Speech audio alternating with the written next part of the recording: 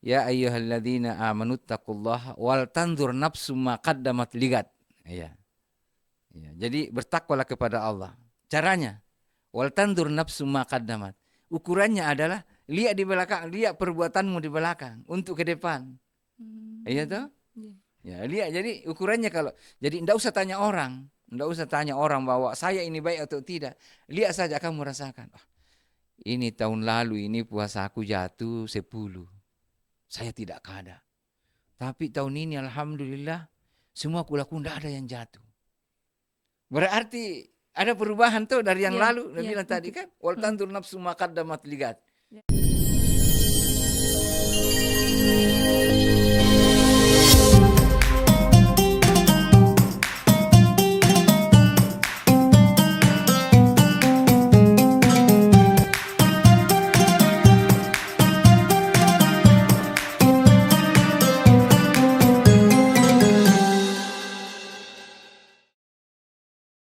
Assalamualaikum warahmatullahi wabarakatuh. Waalaikumsalam warahmatullahi wabarakatuh. Sahabat Kalam dimanapun kalian berada, selamat datang kembali di program Kalam Kajian Islam. Tempatnya kita duduk sejenak, menjernihkan pikiran dan memperkaya iman. Sahabat Kalam yang dirahmati oleh Allah Subhanahu wa taala, setiap kali Ramadan datang, kita berlomba-lomba menjalankan ibadah, berpuasa, memperbanyak sholat, membaca Al-Qur'an dan berbagi dengan sesama.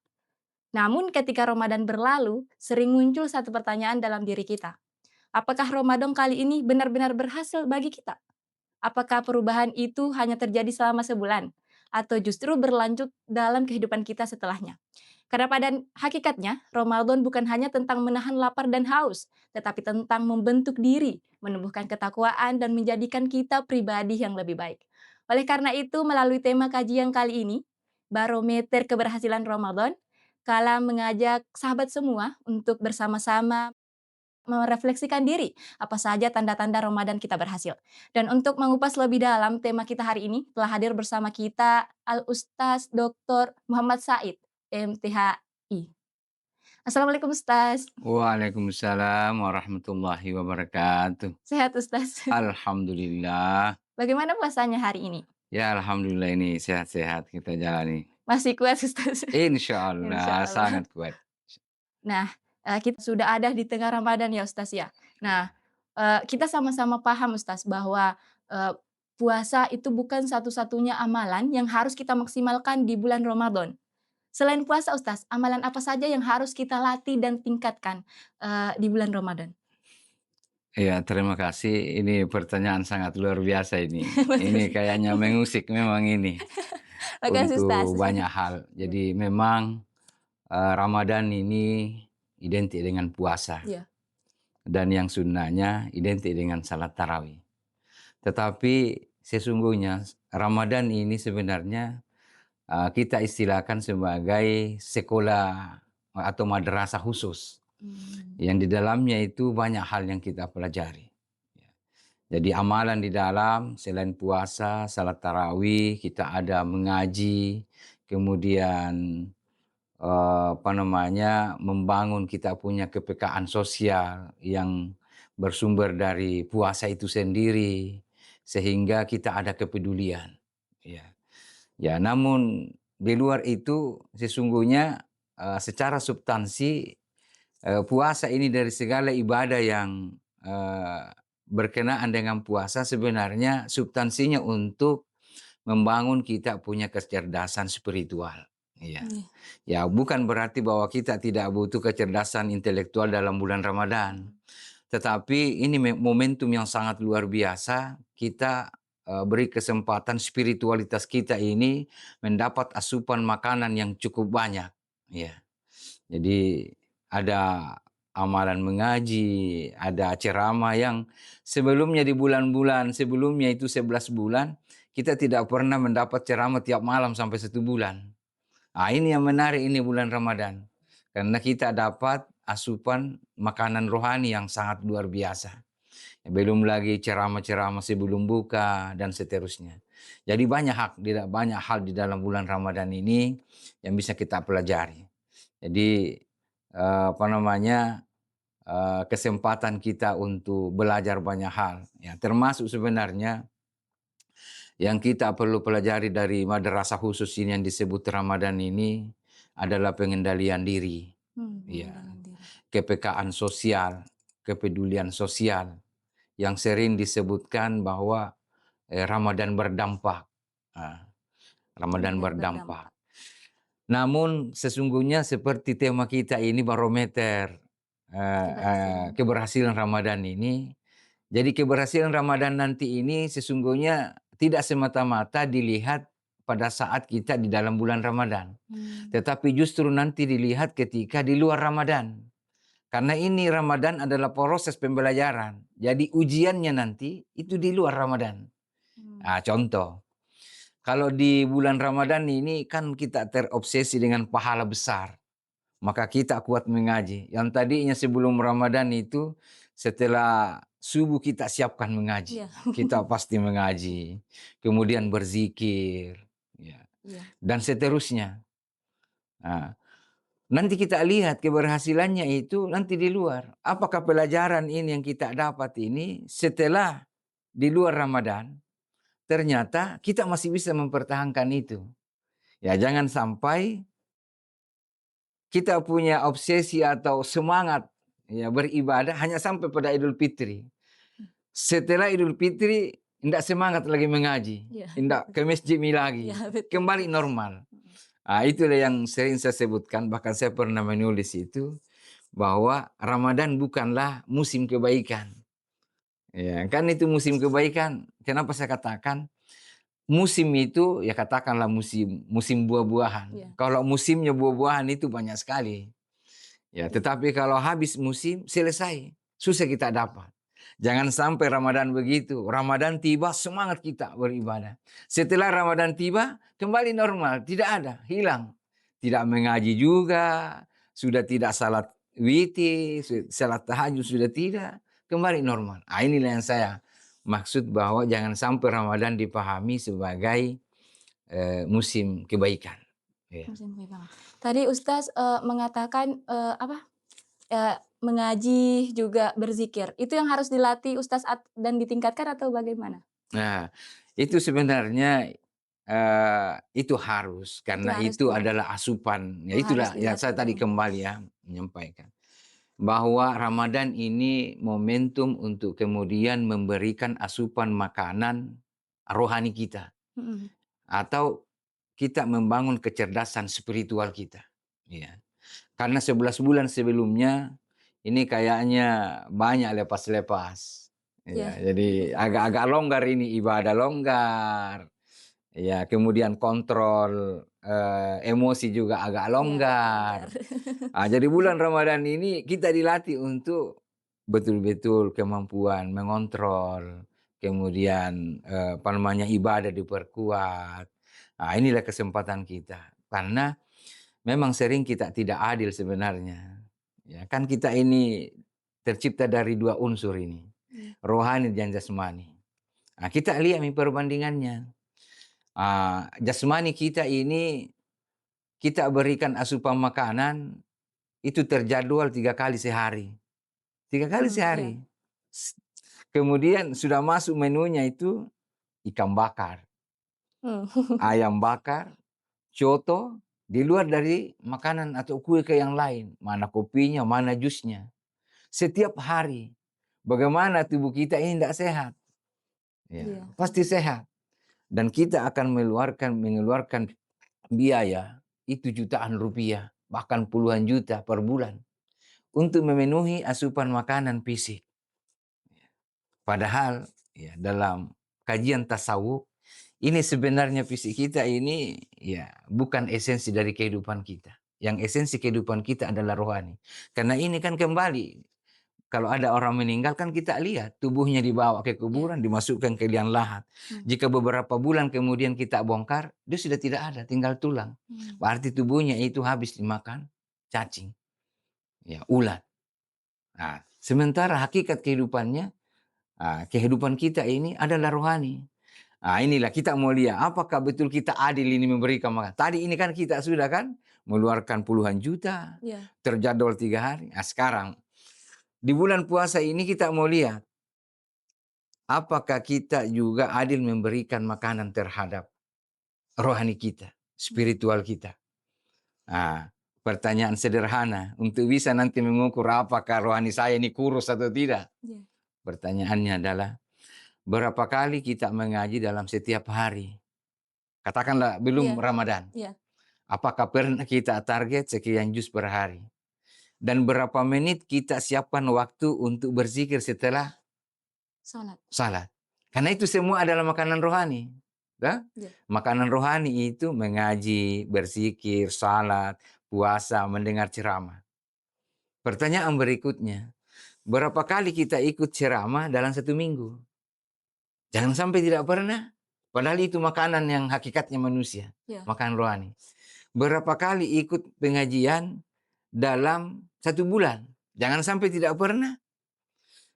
Pernah ikut, itu pun sebenarnya tidak serius. Mmm. Bukan memperhatikan ustaz, tapi perhatikan HP-nya. Berarti niatnya beda ya, Ustaz, Nah, niatnya. ini. Jadi akhirnya asupan makanan untuk rohani menjadi tidak seimbang. Kalau dia tidak ada makanan pasti kurus. Mmm. Ya, tidak seperti tadi fisik ini luar biasa ini. Iya. Nah, kalau rohani kita kurus, berarti dia tidak peka. Ya, peka. Maksudnya tidak peka, dia tidak akan tertarik pada kebaikan. Tidak terlalu, standar saja. Walaupun misalnya ustaz dimanapun kajian mengatakan bahwa salah sunnah duha itu luar biasa. Salat tahajud itu luar biasa. Amalan ini luar biasa. Hanya sekedar didengar, tidak tertarik untuk laksanakan. Karena itu tadi, rohaninya tidak sehat. Mmm. Tidak sehat, tidak seimbang Iya, dengan jasmani. jasmani tadi, dengan makanan. Nah, tadi Ustaz mengatakan seimbang. Mm. Bagaimana menyeimbangkan itu Ustaz, antara jasmani dan rohani ya, seperti Nah, apa? inilah penting. Jadi tadi kecerdasan intelektual dan kecerdasan spiritual Spiritual. ini kita seimbangkan. Jadi ketika asupan makanan untuk fisik ini kita sudah jadwal sesuai tadi, maka rohani kita juga siapkan. Kita harus siapkan untuk berzikir, untuk mengaji, mendengar ceramah, puasa, sedekah dan seterusnya. Nah, Puasa. ini semua ini makanannya. Kalau itu kita lakukan, pasti insya Allah kita punya spiritualitas atau kecerdasan spiritual Yang itu akan lebih kuat. Ya, seimbang begitu, seimbang. seimbang. Ya ini yang saya ini sering sampaikan. Itu biasa kalau ada orang ceramah atau khutbah, Mhm. 5 menit saja lewat dari jadwal waktu biasanya, batu-batu itu jamaah. Padahal yang dikasih makan itu rohani. Mmm. Tetapi kalau PC, kita nonton saja. Sampai berjam-jam dianggap sebentar. Iya.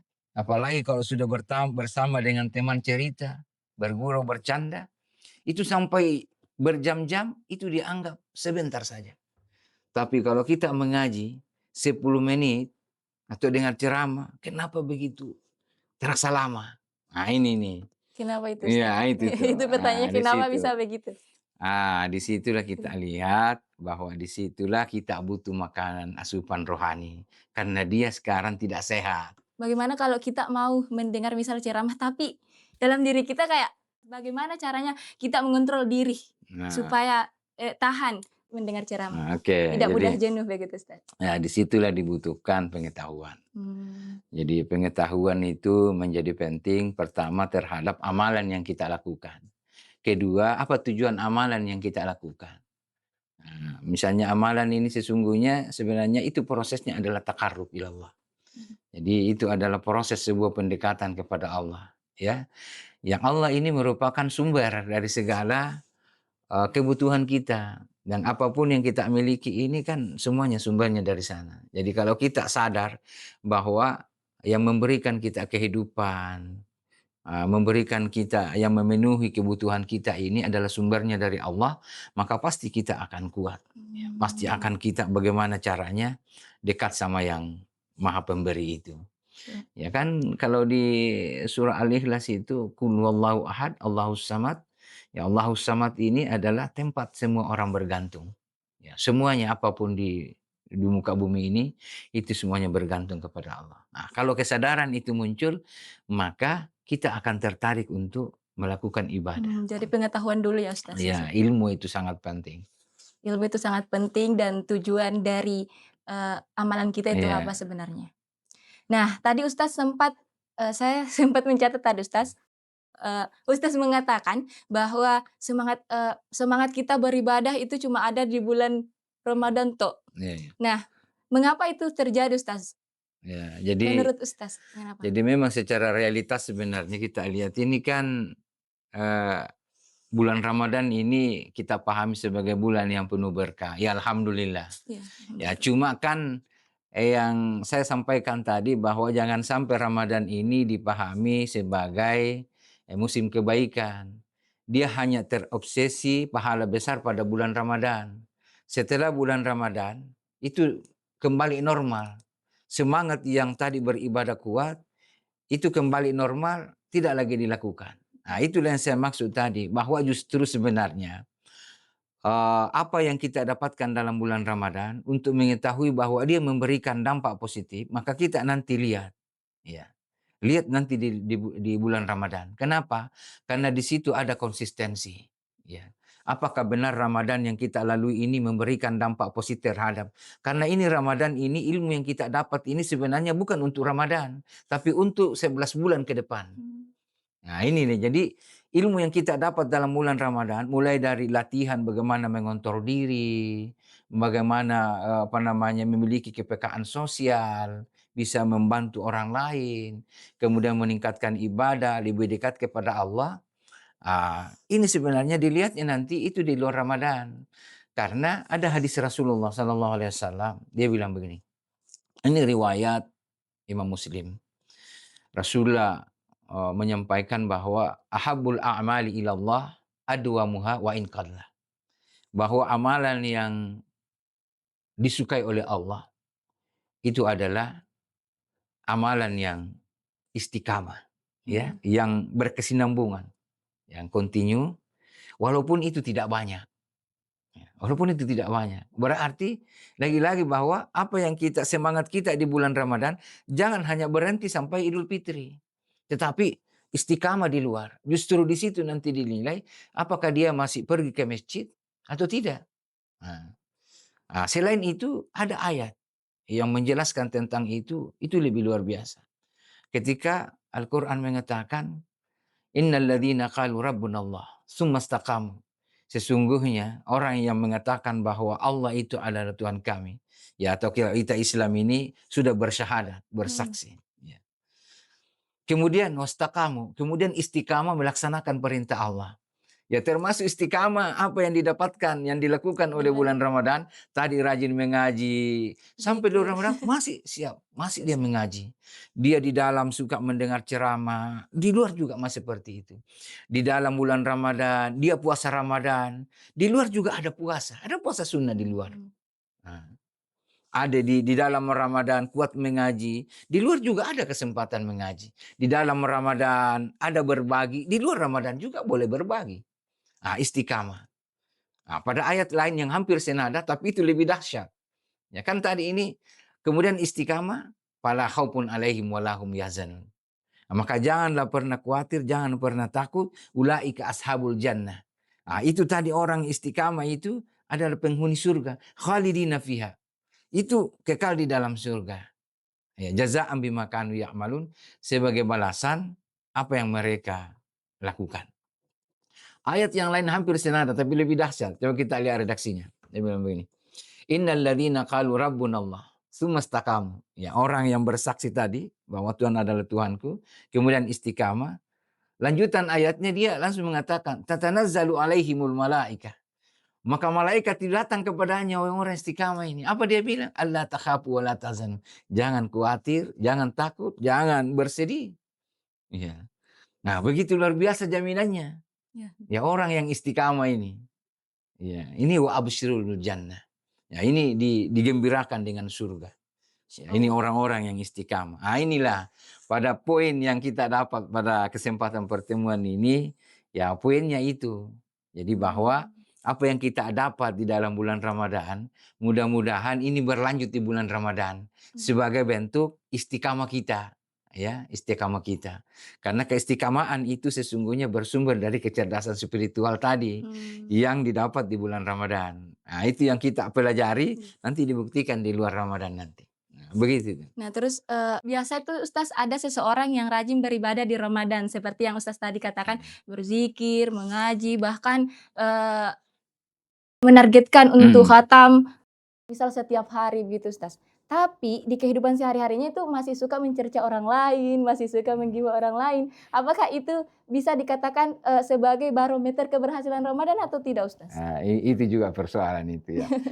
Seharusnya atau sejatinya bahwa, setelah ibadah yang kuat, ya sejatinya bisa mengontrol, ya, mengontrol. Tapi ternyata tidak bisa dipungkiri, tidak bisa kita nafikan bahwa ya ada ada kejadian seperti itu. Bisa saja orang lain, bisa saja kita, ya. Tetapi ya kita berharap bahwa berkah dari amalan yang dilakukan, sadar atau tidak akan berpengaruh pada perilaku yang masih belum sempurna itu berpengaruh sedikit demi sedikit, akhirnya dia tinggalkan. Ya, jadi berkah dari amalan itu, kemudian dia bisa merubah. Jadi sebenarnya bukan ibadahnya yang bermasalah, Mhm. tapi penghayatan terhadap ibadah itu sendiri yang belum betul maksimal. Ya, kayak misalnya itu sering muncul tanya, Iya. bagaimana itu Ustaz? Ini salatnya itu bagus luar biasa. Tetapi jalan juga anunya. Bagaimana salatnya itu? Sebenarnya bukan salatnya bermasalah. Salat itu tetap. Salat itu fungsinya tetap tanha anil fahsya'i wal munkar. Cuma itu belum maksimal, mampu betul dia apa namanya salat berfungsi pada dirinya, itu mungkin karena penghayatan terhadap ibadah salat itu sendiri yang masih perlu Mmm, dilakukan pemahaman. Jadi iya. bukan salatnya bermasalah. Tetapi kan kita kalau kita berbicara tentang masih ya mendingan, ya kan dia sudah salat tapi masih jalan. Berarti tinggal satu dia benahi, berhentikan itu yang belum sempurna. Tapi kalau dia tidak salat, berbuat jahat juga kan agak berat. Ya, Iya. kan begitu. Jadi kita bijak saja menyikapinya. Jadi saya kira mungkin itu. Menurut Ustaz tantangan terbesar apa selama kita berpuasa? Tantangan terbesar apa yang seseorang itu, eee, tantangan terbesar yang sering membuat seseorang itu tidak maksimal menjalankan, ibadah di Ramadan, Ustaz? Iya, jadi sebenarnya banyak, tergantung pada pribadinya seseorang. Ya, jadi tantangan berat itu, ya itu mengontrol, ya, mengontrol diri. Karena Rasulullah bilang begini, laisa siyamu, ini kalau tidak salah ini juga hadis riwayat Imam Muslim, laisa siyamu minal akli wasyarab. Jadi puasa itu bukanlah hanya sekedar kemampuan menahan makan dan minum. Nah, ini tantangannya ya. Iya. Di sini Mhm. tantangannya, di poin keduanya. Iya. Innamas siyamu, sesungguhnya puasa itu adalah minal lagwi warrafas.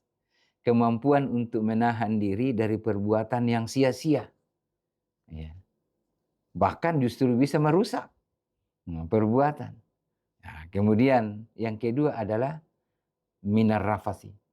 Dari ucapan yang tidak baik. Ya, termasuk menggibah orang, mencaci orang. Dalam keadaan berpuasa, puasa apalagi yang kita caci itu adalah berpuasa, wah itu. Bahkan ada hadis Rasulullah mengajari kita, kalau ada orang yang marah kepadamu, katakan, ana shaim, saya puasa. Begitu dihindari, jangan sama sekali melakukan ucapan yang tidak baik kepada orang yang berpuasa. Itu tantangannya sebenarnya. Ya. Kalau Imam Al-Ghazali itu di dalam kitabnya Ihya Ulumuddin menjelaskan tentang puasa itu ada pada 3 tingkatan. Itu yang pertama, kalau yang level pertama, kualitas level pertama, dia mengatakan ya kaful batni. Jadi menahan makan dan minum, menahan perut dari makan dan minum. Kemudian an qada'i hajati syahwah. Jadi apa namanya untuk mengontrol kita punya keinginan biologis terhadap pasangan. Tetapi yang menarik itu pada poin kualitas level kualitas puasa yang kedua, yaitu ketika beliau mengatakan kaful jawarih anil asam, yaitu ketika kemampuan menahan anggota tubuh ini dari hal yang mendatangkan dosa. Ya, yang pertama itu adalah gadul basar. Jadi mata ini perlu dikontrol ini ya. Mmm, Melihat halnya. Tantangannya kita itu di HP iya, seperti ini bulan Ramadan. Ya ini kan kalau pasti kita buka, di sana itu banyak aurat yang ya kita bukan sengaja untuk buka, tapi dia akan muncul sendiri. Nah itu tantangannya. Nah Eee, kemudian berikutnya itu adalah hifdzul lisan, menahan lisan ini. Nah ini kan kita agak susah membedakan mana ucapan yang baik, mana mencaci, mana menggosip. Ah ini perlu, jadi ini tantangannya iya. sebenarnya itu. Nah, Mhm. tadi Ustaz mengatakan, tantangannya itu ya, tapi, pasti salah satu dari tantangan berpuasa itu Ustaz, tadi itu HP di media sosial, Iya. yaitu menggibah di media sosial. Bagaimana cara kita menjaga diri agar tidak terjerumus, ke dalam perbuatan-perbuatan seperti itu, Ustaz? Oh iya. Jadi sebenarnya, strategi paling efektif Iya, untuk itu pertama, ya kita banyak berzikir. Ya, berzikir. jangan luangkan waktu untuk hati kita ini lepas. Karena kapan lepas dari zikir, maka banyak hal yang masuk, ya, banyak potensi yang masuk yang lain. Karena dalam ayat itu, fa'alhamaha fujuraha wa taqwaha. Jadi kita ini diilhamkan oleh dua kemampuan. Mhm, Kemampuan buruk dan kemampuan baik. Sama-sama 50-50 kemampuannya. Jadi itu manusia itu punya kemampuan sama itu berbuat jahat dan baik. Ya iya. cuma ada penjelasannya. Qad aflaha man zakkaha wa qad khaba man dassaha. Beruntung orang yang mensucikan. Nah, yang menggunakan tadi kemampuan baiknya, itu luar biasa. Jadi di situ sebenarnya. Nah, kita sebagai mahasiswa Ustaz nih, pasti orang tua itu atau keluarga, lingkungan itu Mhm. berperan penting dalam, memaksimalkan Ramadan kita, ya kan Ustaz? Peran keluarga dan lingkungan seberapa penting untuk memaksimalkan Ramadan kita? Wah, itu keluarga itu penting sekali. Ya, Itu penting. adalah Iya. kalau kita berbicara tentang peran itu, ya keluarga adalah salah satu unsur yang sangat menentukan kualitas puasa kita. Ya, Mhm. karena sebenarnya kan disitulah sebenarnya tantangan kita.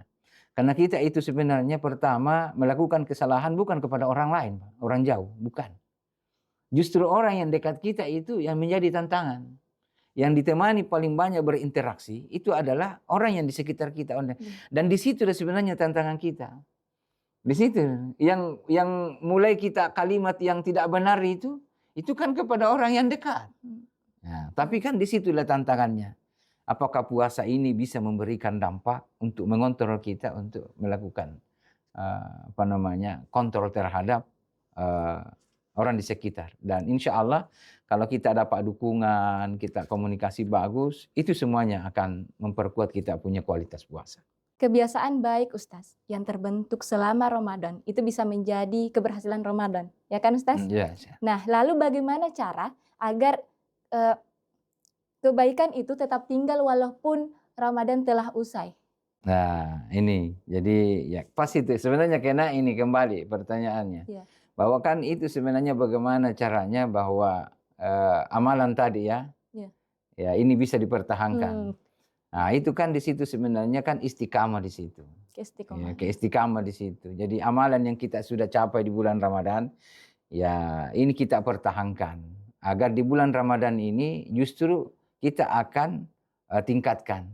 Maka disitulah barometer keberhasilan Ramadan ketika kita mampu istiqamah dari amalan yang kita lakukan di bulan Ramadan, lalu kemudian itu bisa berlanjut, ya, adwamuha tadi kata Rasulullah, Mhm. itu berlanjut, continue, berlanjut di luar Ramadan. Maka itulah sesungguhnya bahwa Ramadannya itu, puasanya itu, ilmu yang didapat dalam bulan Ramadan itu ternyata memberikan dampak positif. Ya. Tapi sekali lagi, semua itu apa namanya, kecerdasan spiritual. Itu adalah bahagian yang salah satu menentukan kemampuan istiqamah itu. Nah, Ya, selain daripada ilmu, ya. mhm. Untuk pertanyaan terakhir Ustaz, kita perlu tahu bahwa Mhm. kriteria atau ukuran dalam mencapai keberhasilan seseorang yang sudah memaksimalkan Ramadan itu sesuatu yang sangat penting kan Ustaz. Mhm. Nah, bagaimana kita tahu bahwa keberhasilan Ramadan kita itu berhasil? Sebenarnya untuk mengukur diri kita Iya. itu nanti kita masuk terjebak dalam kategori subjektif kan, ya, tetapi sebenarnya, tergantung kita kalau kita bisa jaga toh. Kan tadi pertanyaan Iya, mengukur bahwa kita, kalau kita berhasil iya kita atau tidak, sebenarnya berhasil kalau tidaknya. untuk mengatakan itu kita berhasil, ya agak sensitif karena dia masuk nanti di riya kan. Tetapi ya kita bisa merasakan karena Allah sudah memberikan patron sebenarnya. Ya, yang mengatakan, ya ayyuhalladzina amanu taqullaha wal tanzur nafsum ma qaddamat ligat. Iya. Ya, jadi bertakwalah kepada Allah. Caranya, wal tanzur nafsum ma qaddamat. Ukurannya adalah lihat di belakang, lihat perbuatanmu di belakang untuk ke depan. Iya toh? Ya, lihat. Jadi ukurannya kalau jadi enggak usah tanya orang, enggak usah tanya orang bahwa saya ini baik atau tidak. Lihat saja kamu merasakan. "Ah, ini tahun lalu ini puasa aku jatuh 10. Saya tidak kada. Tapi tahun ini alhamdulillah semua kulaku enggak ada yang jatuh." Berarti ada perubahan tuh dari yang Iya, lalu. Udah iya. bilang tadi kan, wal tandur nafsu ma qaddamat ligat. Lihat Ya, lihat. yang lalu itu kemarin ini jarang kau pergi tarawih. Tahun ini alhamdulillah tidak ada yang jatuh. Nah, berarti ada perubahan tuh. Iya, betul. Nah, ada perubahan. Nah, berarti untuk mengukur diri kita bahwa ada Salah sebuah satunya perubahan adalah pada diri kita, itu lihat amalan kita. Kalau dia bertambah, nah, tahun lalu saya pokoknya beberapa tahun sebelum tidak pernah saya tamat satu kali pun Al-Quran. Tapi kenapa tahun ini 2026 ini tamat. Seperti ada sesuatu yang hilang kalau saya tidak tamatkan. Nah, berarti ada tuh. Tapi jangan disampaikan sama orang bahwa Ramadan saya ini saya berhasil. Nah, jangan karena Berubah itu jadi ria. menjadi itu. Tapi ini bisa kita rasakan. Karena itu tadi jangan sampai kita terjebak pada persoalan nanti riak kan. Ya. Tetapi untuk mengukur diri kita itu boleh saja. Ya kan ayatnya itu Untuk ya diri ayyuhalladzina sendiri ya amanu Ustaz. taqullah wal tanzur nafsu ma qaddamat ligat. Jadi saya kira apa namanya? Boleh saya kira. Ya.